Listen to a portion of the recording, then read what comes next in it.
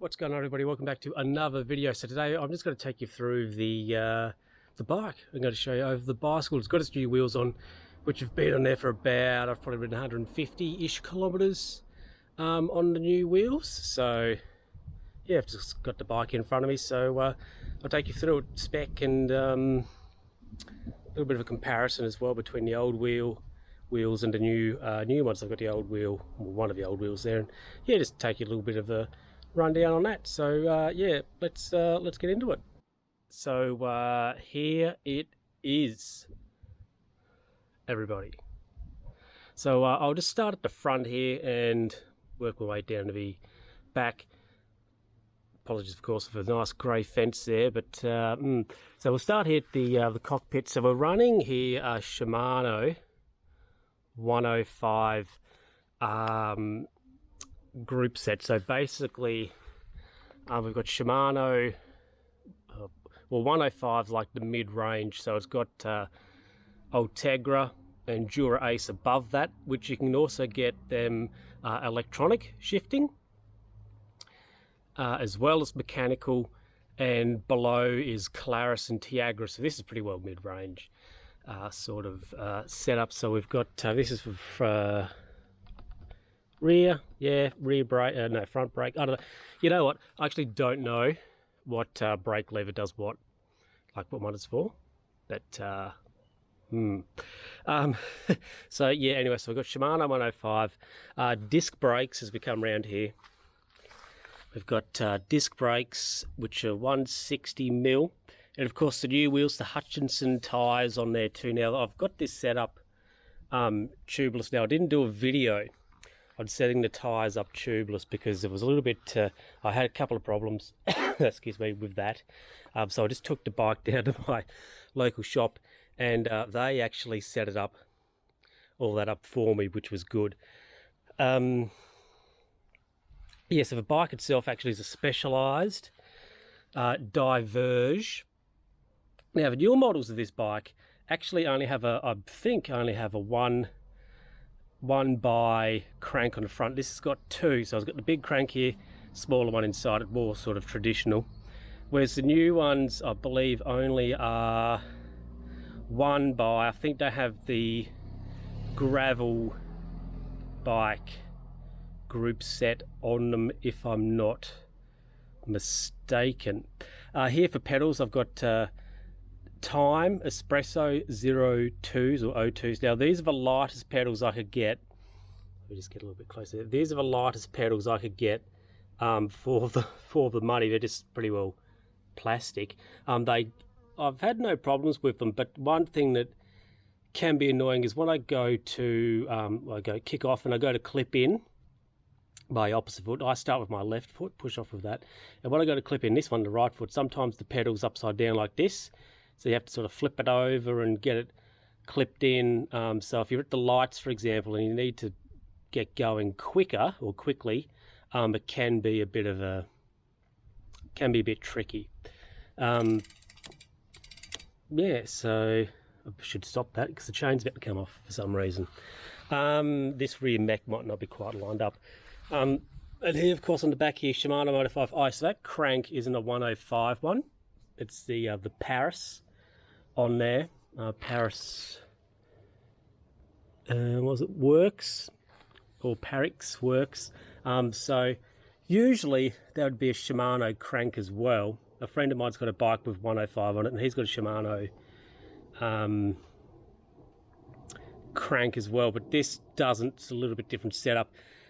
So have a look at the back end here. 105 rear derailleur, of course, and now this gear ratio on this rear wheel is a little bit different than what the other set of wheels had. Now the other set of wheels had the gear ratio was a 11, so the smallest crank would be 11 teeth, and the big one was 34.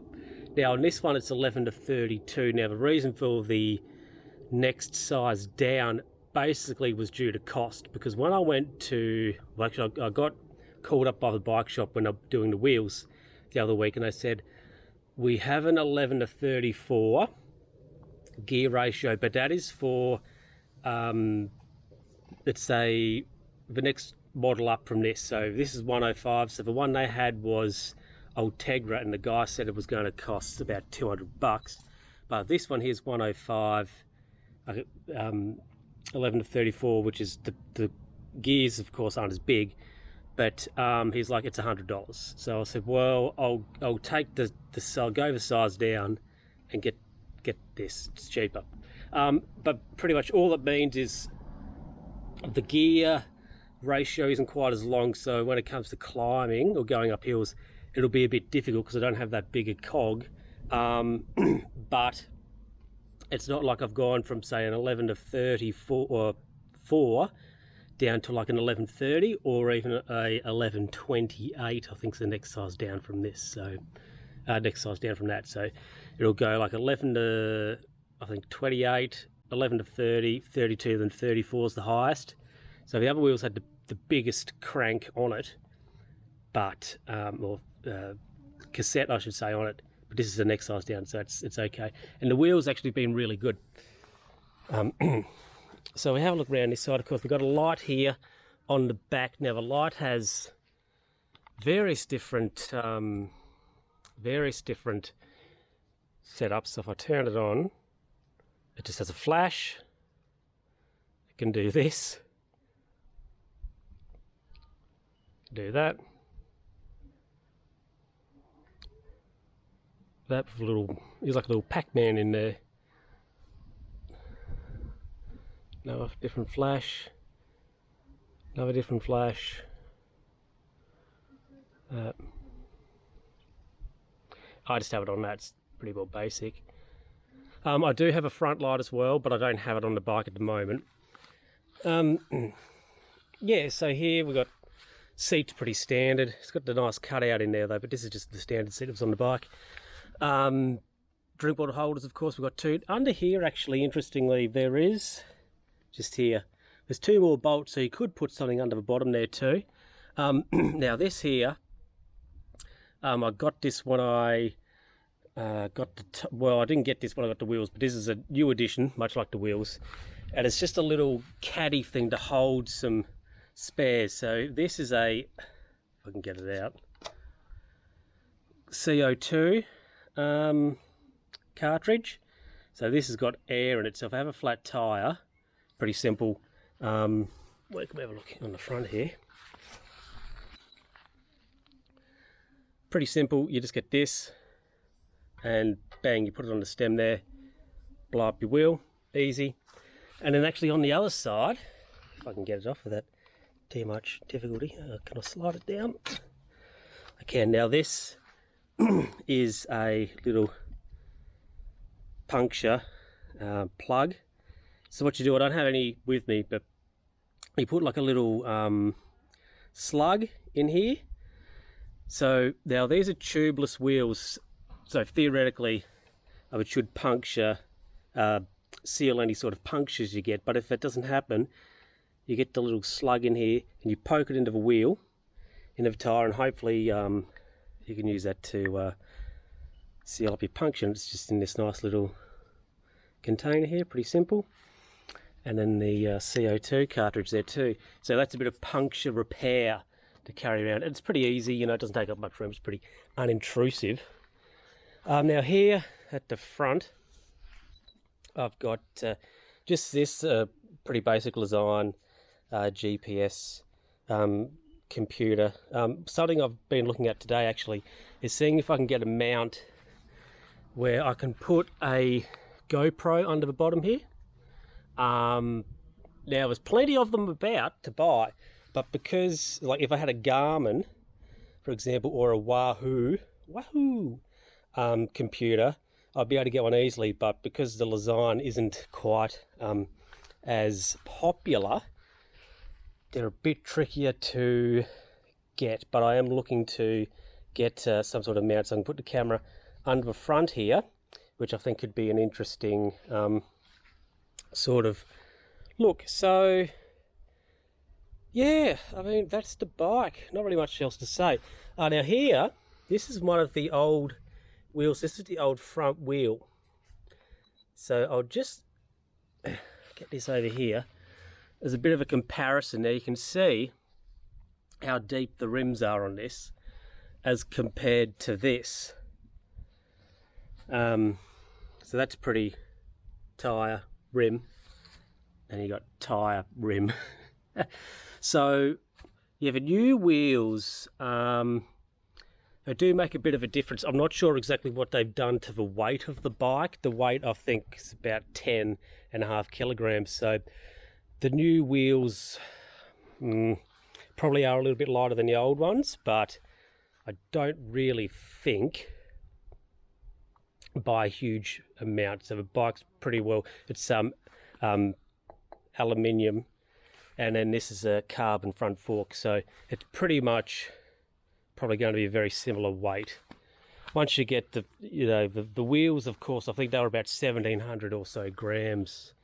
But of course, once you get the tyres on, disc rotors and the rear gears, they're pretty much, I mean, they're probably really not going to weigh that much different.